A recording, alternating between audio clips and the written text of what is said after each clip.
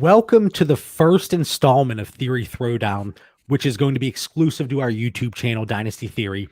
Each week, Mitch and Dan will go head-to-head in deciding between two players.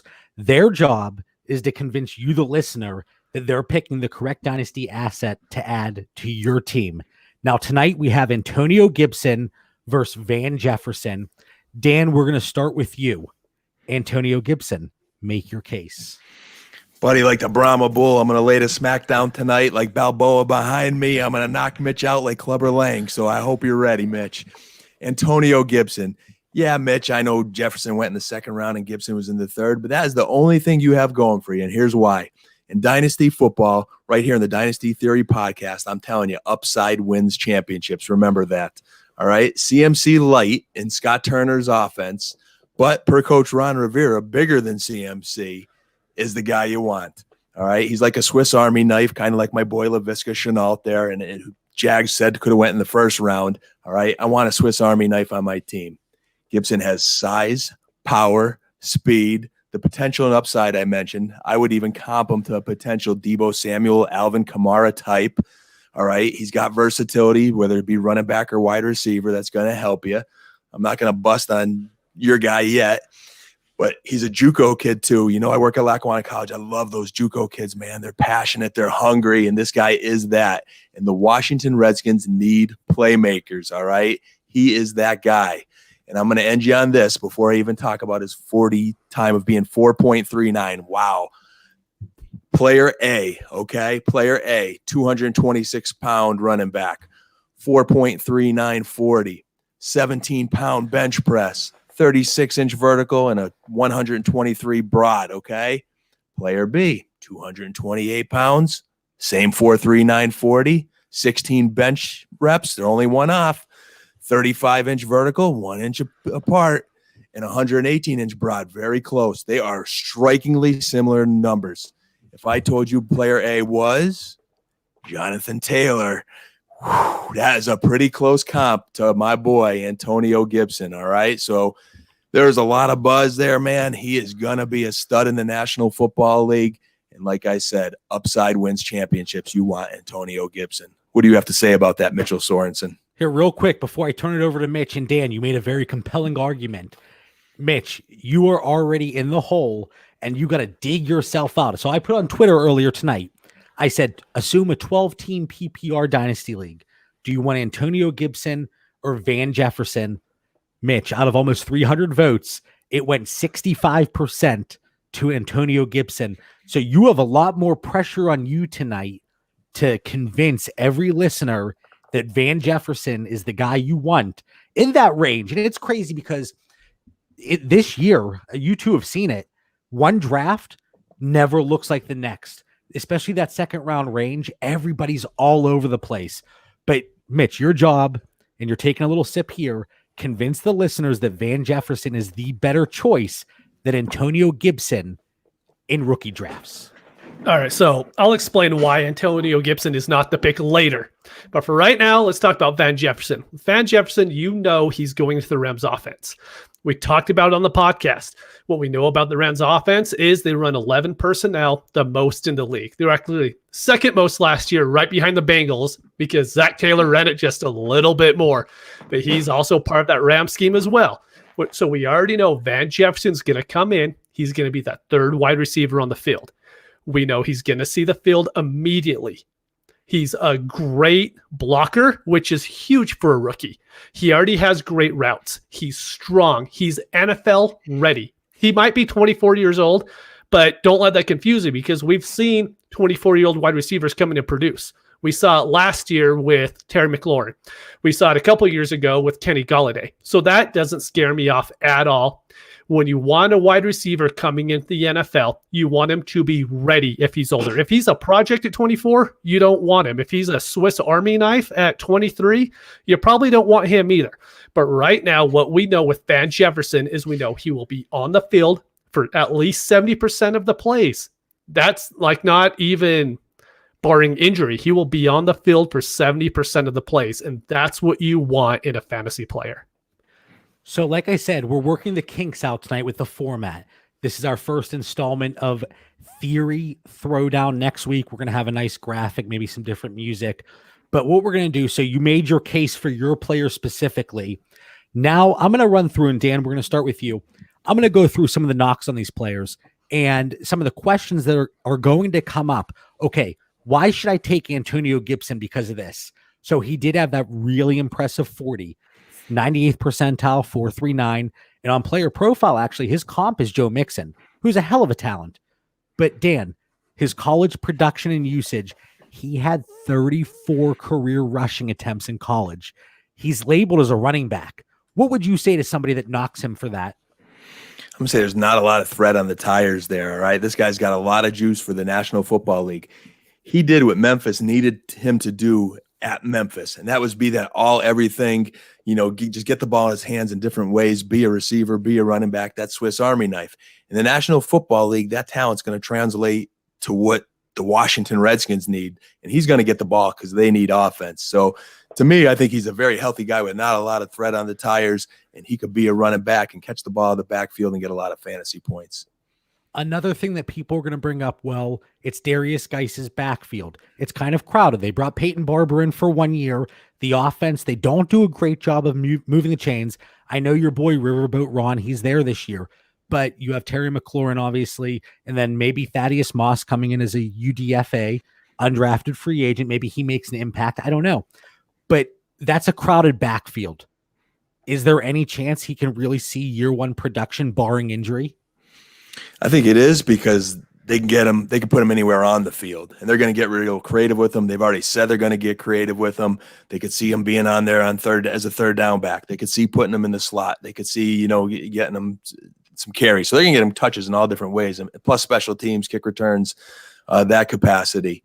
So he's going to get touches, and the ceiling is so high. I think he just fits Scott Turner's offense so well, and we know guys can't always stay healthy. AP, Father Time's going to run out like Frank Gore eventually. And again, this is dynasty football we're talking about here, guys. He is a great dynasty football pick that will get some production right away. And as I always say to that remark, dynasty, there is a very real short-term implication where values change, perceived value and actual production. You see players, they come out of the gate, they don't have an opportunity, their price drops a little bit. But you're still obviously okay taking Antonio Gibson in the middle of the second, where both of these guys are kind of creeping up in super flex rookie drafts. Dan, a couple more questions for you to defend Antonio Gibson. It's a bad offense. Is there any concern there? I think it's an improving offense. I think Riverboat Ron and his staff's going to get it going in the right directions. They had to put talent around Haskins. Urban Meyer was just saying he's the most accurate quarterback I ever had, but they got to put talent around him. And that's what Washington has done this offseason. So I think, it's not going to be a juggernaut overnight, but for fantasy football, they're going to be passing. They're going to have to score points. And that's when Peterson's off the field, and you're going to see more Gibson because they're going to need playmakers. After McLaurin, there is no wide receiver number 2 right now. Maybe Steve Sims. I do like Sims a little bit, but I think they're going to have to find ways to garner offense and get my man Gibson the ball. Now, we talk about dynasty, we talk about the long-term prospect and the short-term value changes and implications, but there's 2 things about him as a player. One, he's not a very patient runner. That's a knock on him. And then also, you say he's a Swiss Army knife, which is great, but he doesn't get out of his breaks quickly as a route runner. Any concern there? Does he see the field as often as we would like in, somebody that we're investing a mid-second super flex rookie pick on?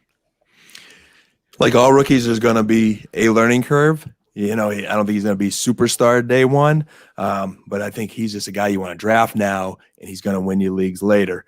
He will help you this year. And I think as far as that patience as a runner, the one area that it is a benefit to have Adrian Peterson, you couldn't get a better running back to learn from. So he's going to learn patience quick, or at least he's going to get laid out there in the National Football League. But there's a big difference between playing in the NFL than playing in Memphis when he's just trying to find ways to win his team games when they don't have a lot of talent. They're trying to get him the ball in different ways. So he'll evolve as a route runner. That's something that's going to come. Again, I think the overall production, the overall talent, it's all there for Gibson to take now, trade up for in your dynasty drafts. You won't be sorry. All right, so right before this, we did our weekly Dynasty Theory show, and we were rolling, we were hot, we were warmed up. Dan, you may have had the benefit by going first tonight. And next week, we're going to flip this. But Mitch, you're putting your finger up. What's going on? I do. I would like to have a rebuttal to all of this Antonio Gibson stuff we've been hearing. And Dan can have one after, talk about Van Jefferson, because there's not a lot of bad you could say about Van Jefferson. But John, you brought up Player Profiler has him comp to Joe Mixon, which is great. Player Profiler also has Keyshawn Vaughn comp to Dalvin Cook. And I mean, I love Keyshawn Vaughn. Keyshawn Vaughn, no matter what. The comp's a little weird. So I went on and I went to the Draft Network. I love what they produce for the draft. And Benjamin Solak, the guy who does projections for him, compared him to Kalen Ballage. I think that's a lot closer. But we're talking about a Swiss Army knife here, right? So at best, he ends up being Curtis Samuel. Christian because McCaffrey. That's not a Swiss Army knife. That is a great running back. 1,000 yards rushing, 1,000 yards receiving. That's pretty versatile to me. It's very versatile, but you're comparing a guy who had 34 rushes to Jonathan Taylor. I mean, you might be just exaggerating his comp just a little bit there. And when you're talking about a Swiss Army guy, I think Curtis Samuel is actually a great thing because that's exactly what he was called coming out of Ohio State.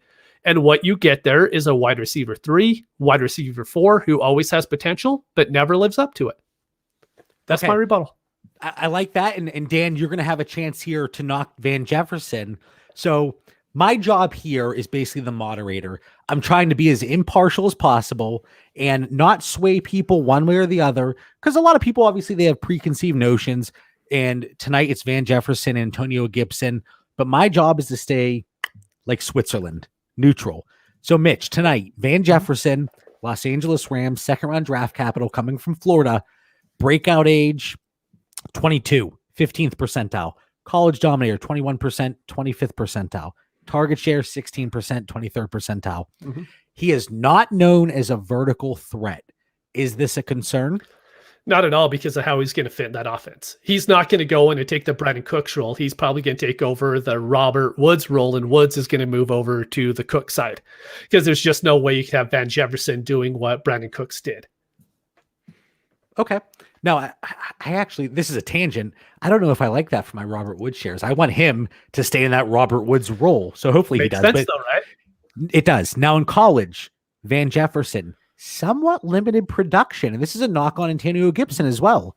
Is there any concern there? No, because he was the best wide receiver for the Florida Gators for the 2 seasons he was there. I will ask you guys, can either of you name the quarterback for the Florida Gators either of the past 2 seasons? I think it had to be Tim Tebow, right? Yeah, pretty close, right? You're not going to name the Memphis quarterback either. That's good, but Antonio Gibson is a running back. He has the running back designation. He's not a wide receiver. But it's Kyle Trask, right? And so the offense is horrible. And so I don't put as much of that on Van Jefferson as I put on that offense just being complete crap, but him showing enough to get that round 2 draft capital and being able to go to the Rams to where he could immediately contribute. All right, so your answer there, I think it kind of goes hand in hand with this next question that people might have. He only had 4 catches over 20 yards against SEC competition since 2018. Yeah. He isn't known as a vertical threat. That's not his game. And I'm not worried about that because that's not what he's going to be asked to do in the NFL. It's like saying, hey, Calvin Johnson didn't run a whole bunch of bubble screens, so does he suck? No, they don't run bubble screens for him because that wasn't his game. All right. He is going to be 24 years old. And as I have in the background here, Keyshawn Vaughn, no matter what, he's a guy that's also a little bit older coming out here. Is there a concern with that? No, because he's going to see immediate playing time. If he was a guy who you had questions talent-wise, if he was Gandy Golden, I would be very worried because you don't know where he's going to fit. But as far as Van Jefferson, we don't have to worry about it. We know exactly where he's going to be on the field at all times for the Rams. And so you don't have to worry about this 24-year-old guy not contributing because we already know what that receiver is going to do in the Rams offense.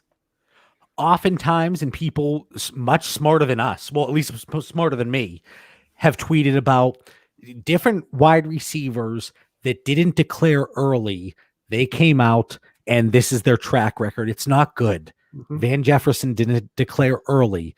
Is there a concern there? Because you have to use oftentimes a mid-second round pick to late second on Van Jefferson. Yeah. So are you comfortable with that? I do, because they're comparing it to wide receiver ones. When they're talking about the breakout age and all that stuff, they're talking about, can this guy be a wide receiver one? And it's not what Van Jefferson's ceiling is. He's not going to be a wide receiver one. At best, he's going to be a wide receiver 2 or a wide receiver 3. Dan, now is your chance for a rebuttal. You were wiping the sweat was dripping off your face. You were wiping off with the red flag. You were ready to jump through the screen. Dan, you have the floor. What are your thoughts on Van Jefferson? Mitch is killing me here, man. Thank God it's a new show and I have a challenge flag again because I used my last one in our regular episode, but this is a new show, so I've got a challenge flag again. So not only am I giving a rebuttal, but I'm throwing the challenge flag. I just threw it. Wow, where do I start with this, JB? First of all, Mitch's own words, at best, a wide receiver 2, wide receiver 3. What kind of argument is that, Mitchell Sorensen? Who on Dynasty Football wants to draft a guy knowing at best you're going to get a wide receiver 2, 3 when you have a chance to get an Antonio Gibson who could be a star? I want at least a chance. Even if Gibson flopped, I would be okay with the draft pick because he had a chance to be a star versus a wide receiver 2 or 3. The 2-year Dynasty age difference, I mean, this is Dynasty, not redraft. I know you're going to bust me later, John, about that. The Dynasty theory show the 2-year age difference is very big. I understand the Taylor comp and in different positions and all that, but if you're a coach, again, I've in my past coaching experience, if I'm recruiting and I'm going to that combine and I'm watching a guy put up all these numbers and just look totally awesome, I want him on my football team. All right. 98th percentile with that 4.3, 940, bring him on board. Jefferson, I watched the film. I like him, Mitch. I like him. He's a good guy. He might be a good Rams football player, but I think you're also writing off Josh Reynolds a little bit too soon there. The Rams think he could be ready to be a starter and take that jump. So I think there's going to be competition there. I think you're giving him too much playing time too early there, and you've already limited his ceiling. Give me the high upside Gibson with the super high ceiling and 2 years younger. All right, so we had a rebuttal from both of you. Now it's a closing thought. Mitch. All right, so I have to go with the closing thought. That's not cool. I wasn't ready for this. So with Antonio, not a closing thought, but a final argument here. Stand by your man, Mitchell. Antonio Gibson, you are hoping for a prayer to happen, and he could smash because he didn't do anything. We want to talk about Van Jefferson's breakout age. Antonio Gibson doesn't have a breakout age. Wait, Mitch turned off the lights for this. There we go. Hold up. Yeah, that was weird. Out and Mr. Jefferson. We've been talking for so long that my computer went to sleep. That's what happens when we go live. That's a sign. All right. So anyways, as I was saying, with Antonio Gibson, you are hoping that he could have the upside that Van Jefferson brings automatically. You're hoping Antonio Gibson even sees the field. He is a gadget player to where Cordell Patterson, he's going to get 2 or 3 targets a game, and you're hoping for a miracle happen. Van Jefferson, he's going in. Lock him in for 5 targets a game. If there's an injury, he'll see more. But right off the bat, you're going to get an immediate fantasy contributor. And when I'm in the middle of the second round, that's what I want. I will save those dart throws for the 3rd and 4th round on the Lynn Bowdens. But I will not send an early to mid second round pick on what do we call him? A Swiss Army knife who has a running back designation on my fantasy football. And he'll probably get like 3 touches a game. That's awesome. Good luck, Dan. All right, Dan, your closing argument. The floor is yours. Well, Mitch drafts the next Terrence Williams there to put on his bench for a lifetime, who may or may not beat out Josh Reynolds, who could not defeat SEC coverage. And if he can't beat coverage in the SEC, he's not going to beat it in the National Football League. Again, give me Antonio Gibson and his 4.3, 940 and 17 reps of 225 on a team that loves him and is going to use him and find ways to get the ball in his hands. Being mentored by Adrian Peterson with a ceiling so high that he's comped to Joe Mixon. I'm comping him to Debo or Alvin Kamara. I just think he's going to be a stud. And again, even if he flopped, I would rather draft a guy with the potential to be a stud than the next Terrence Williams. All right, so you both had your opportunities. You had your beginning argument, you had your rebuttals, you had your closing argument. Our first ever theory throwdown is in the books. I'm not going to give my opinion. That's going to be for the listeners to decide. So after you watch this, drop a comment down there and you decide who this week's winner was. Is it Dan with Antonio Gibson or is it Mitch with Van Jefferson? Make sure you're following the show on Twitter and Instagram at Dynasty Theory FF. Be safe and have a great night.